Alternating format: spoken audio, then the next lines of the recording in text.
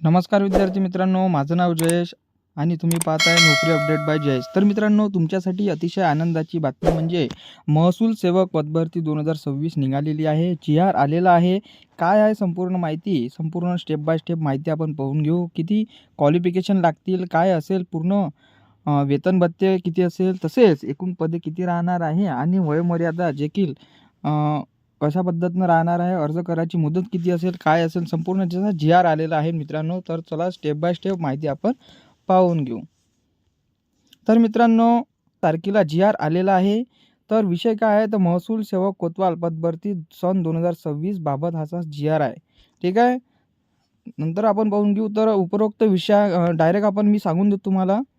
तर इथे खाली तुम्ही बघू शकता, सदरची पदभरती प्रक्रिया दिनांक 30/11/2026 30 ठीक आहे 11/2026 पूर्ण कोणत्याही परिस्थितीत पार पाडावी जाईल याची देखील दक्षता घेणं अनिवार्य आहे.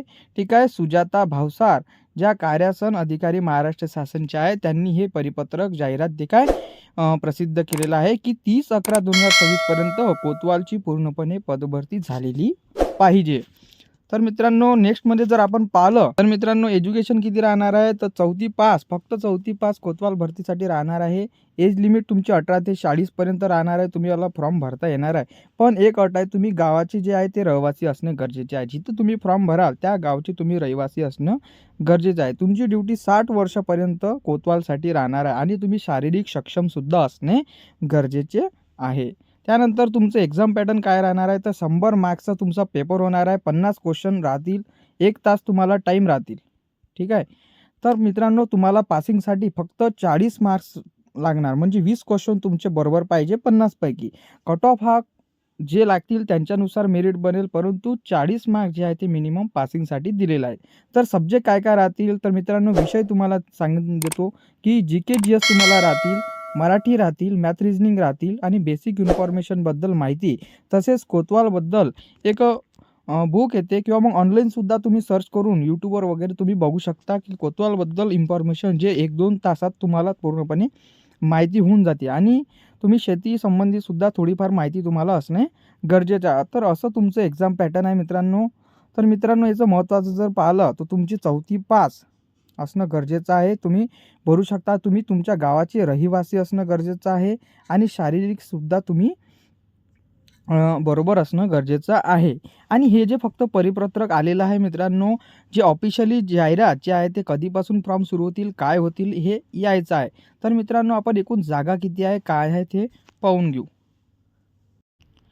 तर मित्रांनो, बघू शकता तुम्ही इथं तुम्हाला मी जागा दाखवून देतो. छत्रपती संभाजीनगरच्या ज्या एकूण रिक्त जागा आहे ते 283 आहे. त्यानंतर जालन्याच्या 47 जागा आहे. परभणीच्या 64 जागा आहे. हिंगोलीच्या 45 जागा आहे.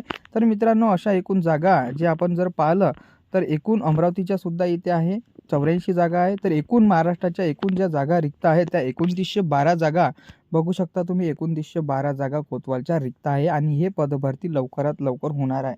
तर तुम्ही निश्चिंत राहा आणि अभ्यास चालू ठेवा. तुमची एक्झाम होणार आहे आणि ऑनलाईन पद्धतीने तुम्हाला फॉर्म भरायचा आहे 2912साठी. लवकरात लवकर माझ्या मताने अंदाजे तुम्हाला 20 ते 25 दिवसात तुम्हाला ऑफिशियली जाहिरात किंवा 15 दिवसातसुद्धा तुम्हाला जाहिरात दिसून जाईल.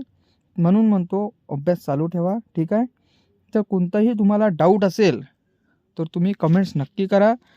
मी उत्तर देण्याचा प्रयत्न करते. तर हे संपूर्ण माहिती होती कोतवाल जाहिरातबद्दल. ठीक आहे. तर तुम्हाला व्हिडिओ कसा वाटला कमेंट्स नक्की करा. भेटूया नेक्स्ट व्हिडिओमध्ये. धन्यवाद.